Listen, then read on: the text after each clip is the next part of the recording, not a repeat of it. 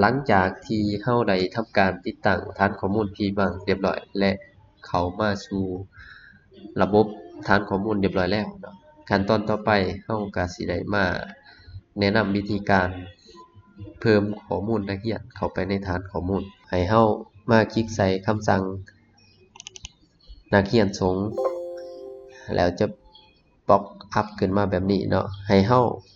สังเกตเบิ่งอยู่ล่างขวามือเทิงสุดจะมีคำว่าเติมใหม่ให้เรามาคลิกใส่เติมใหม่เพื่อที่จะเพิ่มข้อมูลนักเรียนโดยจะมีอยู่3ภาคก็คือเกี่ยวกับตัวเองครอบครัวและก็คำยั่งยืน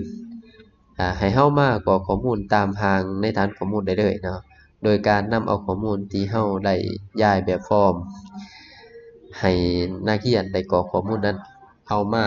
เพิ่มเข้าในฐานข้อมูลโดยการนำรูปภาพก็แม่นคลิกใส่3จับนี่ได้เลยเนาะสำหรับรหัสผ่านนี่ให้ป้าไว้ก่อนเนาะบ่เฝ้าใส่ให้มาใส่ชื่อภาษาลาวภาษาอังกฤษเนาะข้อมูลอื่นๆที่มีในหางนี้สำหรับวันเดือนปีเกิดนี่ก็สามารถพิมพ์ใส่ได้เลยนะพิมพ์ใส่เป็นตัวเลขได้ตัวอย่างว่าเดือน12วันที่12ปี2005ก็พิมพ์ใส่แบบนี้ได้เลยสำหรับแขวงคือที่อยู่ของพ่อแม่ปัจจุบันนี่อยู่ไสตัวอย่างว่าแขวงจำปาสักก็เลือกเอาเนาะแล้วก็พนทองก็เลือกเอาอยู่ไสเมืองพนทองอยู่บ้านใดก็แล้วแต่เนาะให้เราเลือกเอาตามใส่ข้อมูลตามนี้เลยเนาะแล้วสำหรับซกเนาะซกแม่นปัจจุบันนี่นักเรียนอยู่ซกไหลเนาะก็คือใส่ปัจจุบันเลยก็2023-24เลยต่อมาก็แม่นข้อมูลของนักเรียนนะข้อมูลของนักเรียนก็ใส่สถานที่เกิดของเพิ่นเนาะเกิดบ้านเมืองใดปัจจุบันนี่นักเรียนนี่อยู่แขวงใดเมืองใดบ้านใดก็ใส่ไปสำหรับ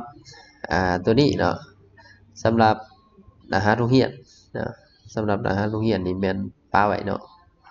ป้าไว้ก็มาเลือกปัจจุบันเนาะปัจจุบันนี่ยังเรียนอยู่หรือจังไดเนาะก็ใส่สถานะปัจจุบันถ้าว่าเรายังเรียนอยู่ถ้าว่านักเรียนเก่าปาระหรือว่าเสียชีวิตหรือว่าอิหยังก็ใส่ตามที่เพิ่นให้มานี้เนาะบ่ยากเนาะ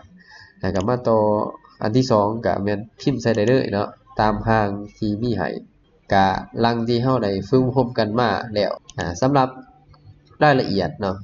ตัวอย่างว่าในครอบครัวนี่มี5คนเนาะก็พิมพ์เลข5ใส่นะ5คนแต่ตัวนี้ก็แม่นคลิกใส่เลย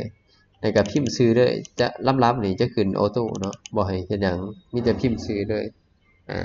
แล้วก็อายุอาชีพตำแหน่งที่อยู่เนาะให้ใส่ตามข้อมูลดัตเตอร์เบสที่ต้องการนี้ตัวอื่นก็แม่นใส่คือกันเนาะคำยั่งยืนก็แม่นมีทั้งของเจ้าของประวัติและก็ของผู้อำนวยการเนาะพิมพ์ใส่ได้เลยหลังจากกรอกข้อมูลเบิดแล้วเนาะก็มากดที่ปุ่มบันทึกข้อมูลนี้แบบนี้เนาะแต่ที่นี่จะบ่บันทึกเนาะเพราะว่าเฮ็ดเป็นตัวอย่างให้ซื่อหลังจากเพิ่มข้อมูลเข้าแล้วเราอยากตรวจเบิ่งข้อมูลให้มาคลิกใส่คำว่าค้นหาเราจะเห็นข้อมูลที่เราได้กรอกไว้นะที่เราได้กรอกไว้ตัวไหนผิดก็ไปแปลงคืนเนาะส่ำนี้ก็สำเร็จเนาะขั้นตอนการเพิ่มข้อมูล